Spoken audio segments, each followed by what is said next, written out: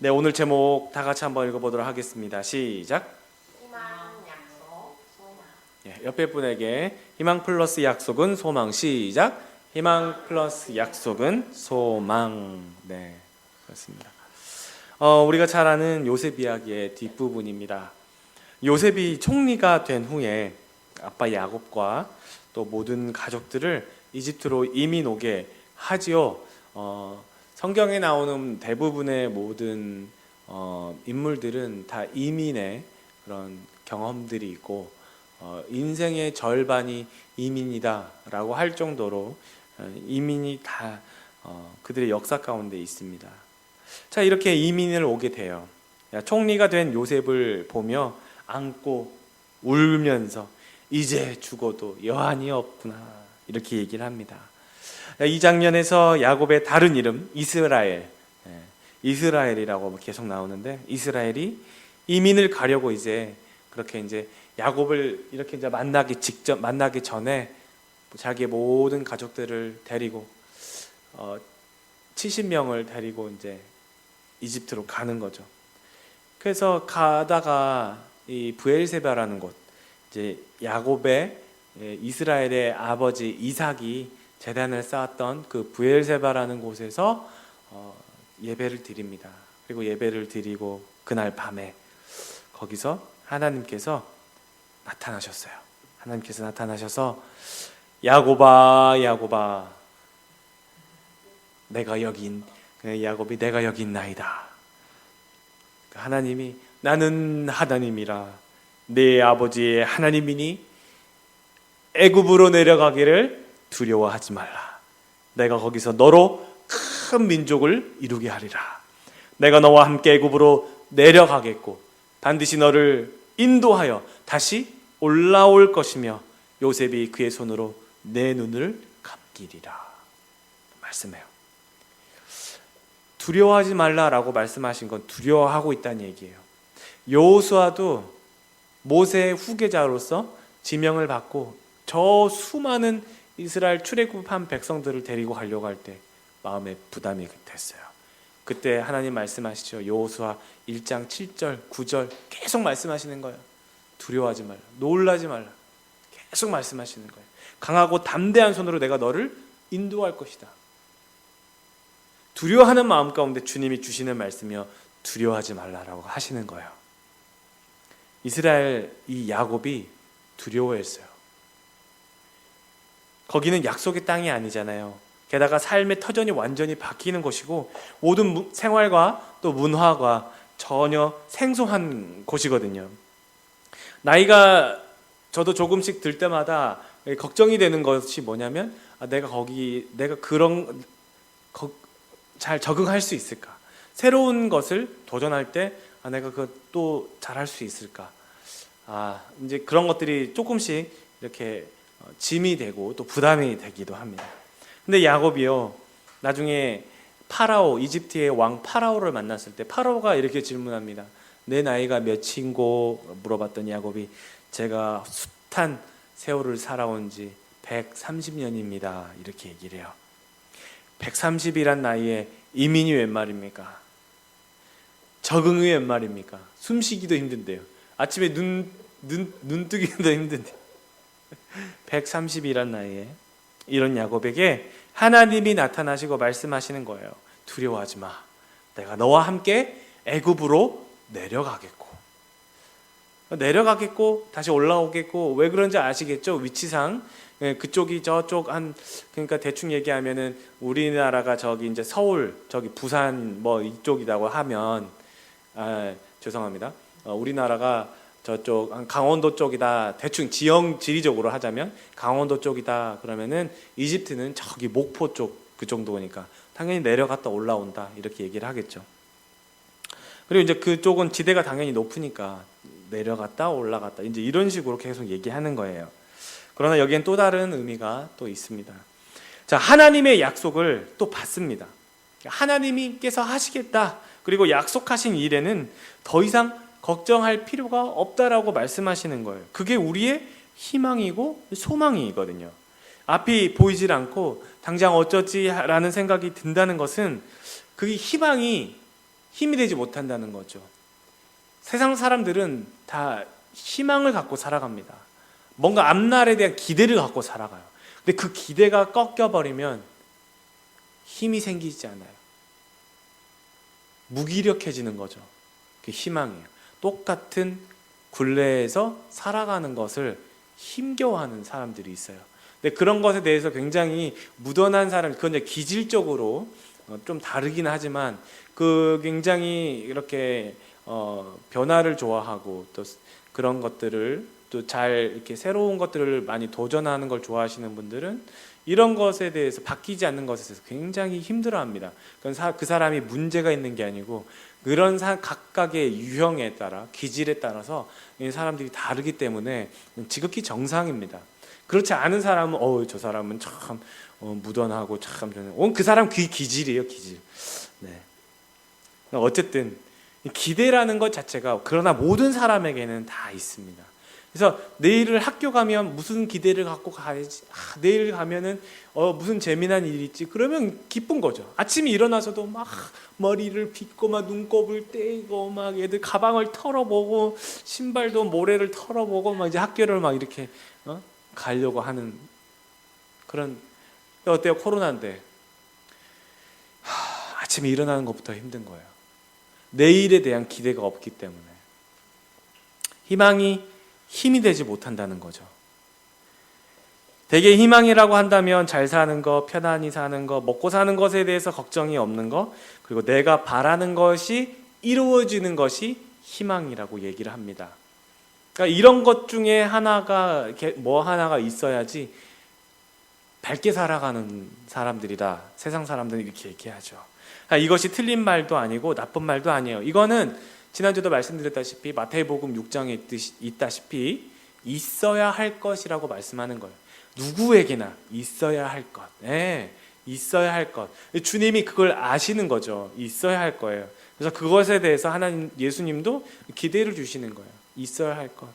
자, 있어야 할 것. 그런데 이 희망이 흔들릴 때가 잘 살지 못하는 거, 편하지 못 사는 거, 먹고 사는 것에 대해서 걱정하는 거, 내가 기대하는 것이 이루어지지 않는 거. 이게 안 될 경우에 이 기본적인 것이 흔들릴 때 나는 누구? 여기는 어디? 멘붕이 오는 거지. 현타가 오는 거예요. 이 잭 필드와 마크 빅터 한센이라는 이분이 쓴 책인데 이게 초등학교였는지 중학교였는지 필독서예요. 필독서, 그죠?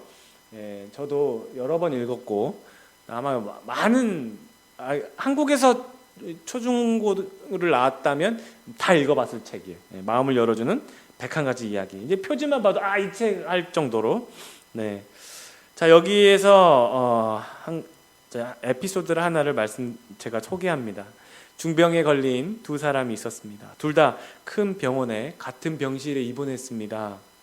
병실은 아주 작았고 바깥 세상을 내다볼 수 있는 창문은 하나밖에 없었어요. 한 사람은 오후에 1시간씩 침대 위에 일어나 앉도록 허락받았습니다. 그의 침대는 창가에 있었기 때문에 일어나 앉을 때마다 바깥 풍경을 내다볼 수 있었습니다. 하지만 다른 환자는 하루 종일 침대에 꼼짝없이 누워 있었어야만 합니다. 일어날 수가 없었어요. 창가의 환자는 매일 오후 정해진 시간에 침대에 일어나 앉아서 바깥을 내다보았습니다. 그리고 바깥 풍경을 다른 환자에게 일일이 설명하며 시간을 보내줬어요. 창을 통해서 호수가 있는 넓은 공원이 보이는 모양입니다. 호수에는 오리와 백조와 토끼들이 뛰어다니고 아이들이 몰려와서 토끼 꼬리를 잡기도 하고 토끼 귀를 잡기도 하고 토끼가 파놓은 굴에 흙을 집어넣기도 하고 그리고 오리에게 모이를 주거나 종이배를 띄우며 노는 모양입니다. 젊은 연인들이 손을 잡고 나무 아래서 산책하고 주위에는 꽃들이 많이 피어있나 봅니다. 이따금 공놀이도 벌어지곤 했습니다.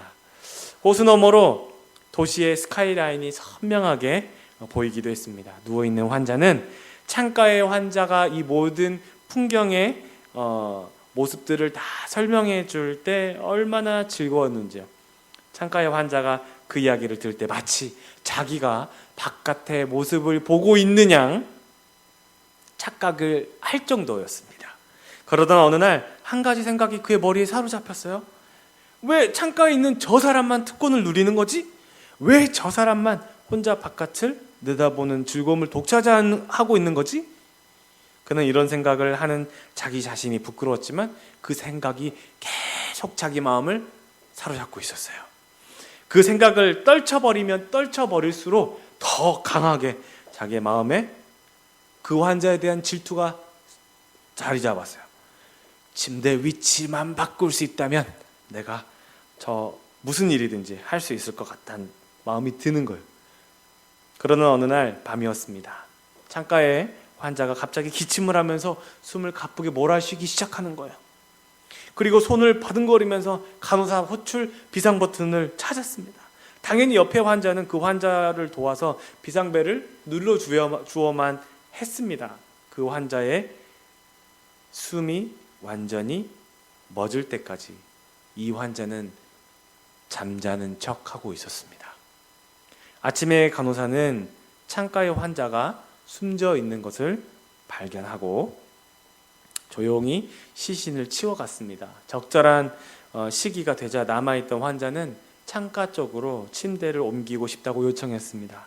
병원 직원들이 와서 조심스럽게 그를 창가 쪽 침대로 옮겨주었습니다. 그들이 떠나자 그는 안간힘을 다해 침대에서 몸을 일으켰습니다.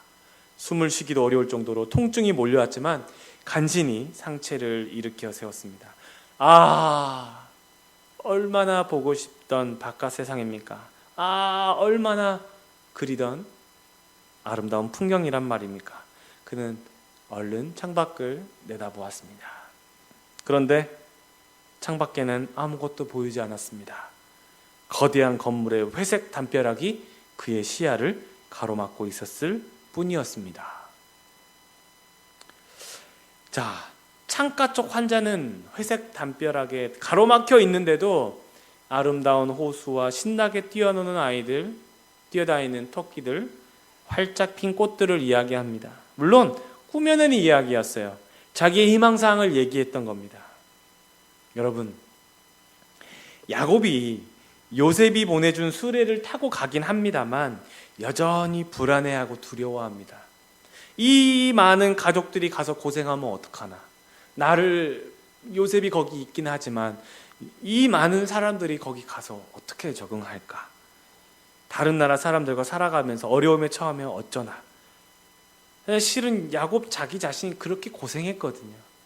야곱 자기 자신도 그렇게 이렇게 얘기할 때 저기 47장 9절 보면 조상의 나그네 길에 연조에 미치지 못하나 험악한 세월을 보내었나이다.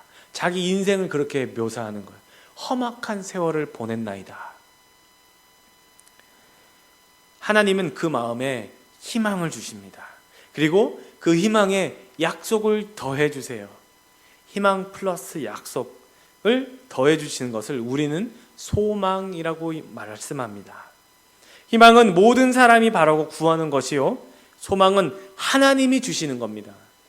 희망은 모든 인간이 갖고 있는 본능이에요. 소망은 하나님이 그 모든 사람이 갖고 있는 것에 약속을 더해 주시는 것이 소망이에요. 그러니까 희망은 이루어질 수도 있고 안 이루어질 수도 있지만 소망은 반드시 이루어집니다. 왜냐하면 그게 약속으로 주어졌거든요. 하나님의 약속은 반드시 이루어집니다. 그것이 소망이에요. 희망과 소망은 엄청난 차이를 갖고 있어요. 그래서 우리는 희망이라고 얘기하지 않고요, 그리스도인은 소망이라고 이야기합니다. 하나님 내 안에 그런 소망을 주시니 감사합니다. 이 소망이에요. 희망사항이 아니에요. 나에게 이런 희망의 약속을 주시니 이것이 소망으로 변하는 거예요. 그래서 믿음, 소망, 사랑이요. 믿음, 소망, 사랑. 믿음, 희망, 사랑이 아니고요. 하나님이 우리에게 주신 것, 믿음, 소망, 사랑이에요. 소망인 거죠. 소망에는 약속이 있어요. 희망은 깨지기도 하고 안 되기도 하지만 소망은 영원히 깨지지 않아요. 반드시 이루어집니다. 우리 주님은 오늘이라는 선물을 주시고 날마다 오늘을 인도하시는 분입니다. 사람들이 하나님의 인도하심에 대해 착각하는 것이 이게 있어요. 내가 가고 싶은 길을 가는 게 인도가 아니에요. 내가 보고 싶은 게 다 보는 게 아니에요. 그걸 다 보고 있더니 옆에 사람은 그것이 진짜 있느냐? 저 사람이 죽어도 죽음을 맞이해도 내가 저것을 봐야겠다는 그런 악한 마음이 들지 않습니까? 그게 인간의 본성이라는 거죠. 오히려 내가 가고 싶을 때 멈추게 하시고 멈추고 싶을 때 가게 하는 것이 인도예요. 그러지 않습니까? 내가 인도함을 받았어요. 인도함을 받았다라는 건 뭐예요? 내가 원하는 거 다 들어주는 게 인도가 아니에요. 가고 싶을 때 멈추게도 하시고 멈추고 싶은데 가게 하시는 분이 인도. 눈앞에 이익에 눈이 어두워서 잘못된 길을 갈 때 멈추게 하시는 것이 하나님의 인도하심이요. 생명의 길이 낯설어서 뒤돌아설 때 그 길로 과감히 나아가게 하심이 하나님의 인도하심이에요. 한 가지를 소개합니다. 2013년 얼마 전이죠. 2013년 4월에 영국에서 5,000명이 참가하는 큰 이 마라톤 대회가 열렸을 때 일입니다. 이게 5,000명. 어마어마하죠. 근데 예수님이 오병이어 기적에서 5,000명을 먹였대요. 그것도 남자만. 남자 수만 5,000명 이렇게 먹인 거예요. 어마어마한 거죠? 5,000명을 먹였으니까. 근데 아이와 여자까지 하면 곱하기 3 해야 되잖아요. 이 한 세 그룹 있으니까 주님이 얼마만큼 먹였는지를 여러분 아시겠죠? 어쨌든 이렇게 5,000명이 참가한 큰 마라톤 대회가 있었을 때였습니다. 그런데 이 대회에서 1등을 제외한 2등부터 4,999명이 실격 처리를 당한 전대미문의 엄청난 일이 생겨버렸어요. 왜 어떻게 된 걸까요? 자, 1위로 선두를 치고 나간 선수를 뒤따르던 2등 선수가 이제 1등 선수는 저만치 갔고요. 2등 선수가 어느 지점에서 경로를 이탈하게 됐어요. 나중에 알고 보니까 거기에 이제 지점마다 서 있어야 할 그 요원들이 경로를 잘못 알고 있었다고 제 기사를 찾아보니까 잘못 알고 있어서 거기 있었다. 그러면서 실격 처리된 사람들에게 다음번에 마라톤 대회에서 25%를 디스카운트 해주겠다고 그렇게 얘기가 나왔었는데요. 어쨌든 1위를 빼고 두 번째부터 다 실격 처리된 선수들은 2등을 따라서 3등을 따라서 4등을 따라서 5등, 6등 앞에 있는 사람을 보면서 나아간 거예요. 그렇게 열심히 뛰었지만 단 한 번도 자신이 잘못된 길을 가고 있다고 의심하지 않았습니다. 이게 무서운 거예요. 결승점에 도달해서야 자기 자신들이 264m를 덜 뛰었다는 것을 나중에서야 다 알게 된 거예요. 경로 이탈. 여러분, 지금 여러분이 가고 있는 길이 정말 맞는 길입니까? 지금 그 길로 계속 가도 괜찮은 겁니까? 우리 다 같이 말씀을 함께 읽어보도록 하겠습니다. 시작! 사람이 마음으로 자기의 길을 계획할지라도 그의 걸음을 인도하시는 이는 여호와시니라.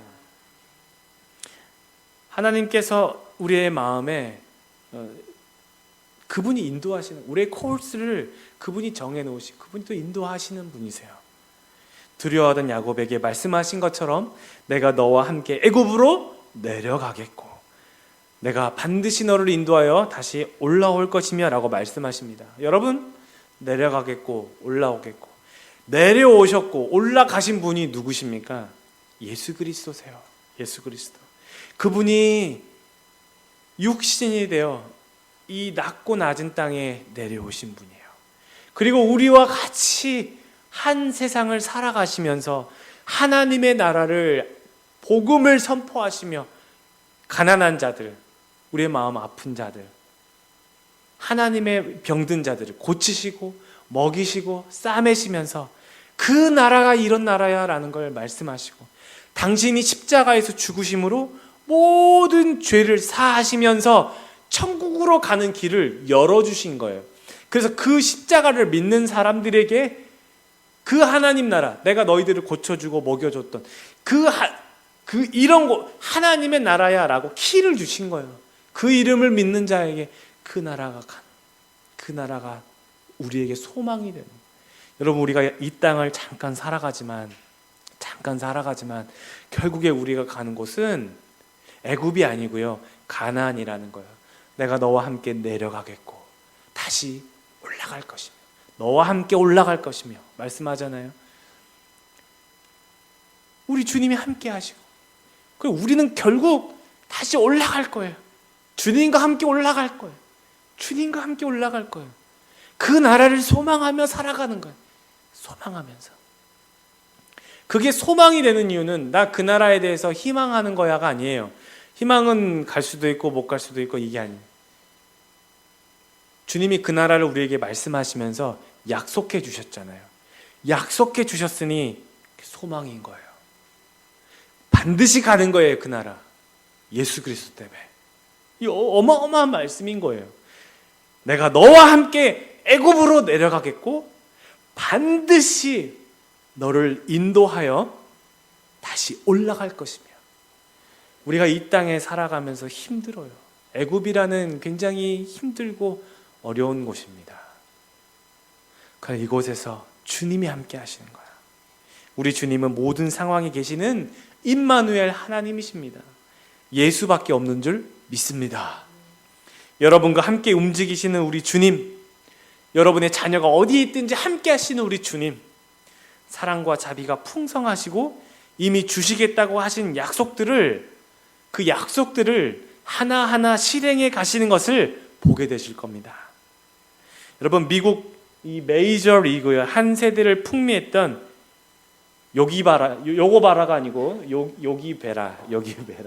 요고바라가 아니고 요기베라. 네.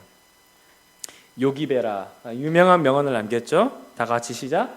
끝날 때까지 끝난 게 아니다. It ain't over till it's over. 끝난 게 아니다 라는 유명한 명언을 남겼죠. 그로부터 사람들이 야구 경기는 9회 2사 후부터 라고 말하기 시작했습니다. 야구 경기가 9회 마지막 끝나는 거죠. 그러나 9회, 우리 지금 잠깐 어렵고 힘들지만 끝날 때까지 끝난 게 아니에요.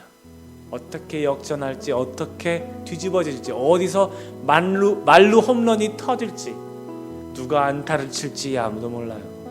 여러분의 자녀 축복해 주십시오. 여러분의 배우자들을 축복해 주십시오. 여러분과 함께하는 사람들을 축복해 주세요. 그들이 안타를 칠 것이고 그들이 홈런을 칠 거예요. 이게 하나님께서 하실 거예요. 하나님이 그렇게 다 하게 만드실 거예요. 누구는 1루에 가 있고요, 누구는 2루에 가 있고요, 누구는 삼진을 당했지만 다시 돌아올 거예요. 누구는 홈런을 칠 거예요. 뒤집어질 거예요. 역전할 거예요. 희망 플러스 약속은 소망인 줄 알고 반전을 준비하시는 우리 주님의 섭리를 소망하면서 오늘을 기도로, 말씀으로 살아가는 지혜로운 에베네셀의 모든 식구들 되시기를 예수님의 이름으로 축원합니다.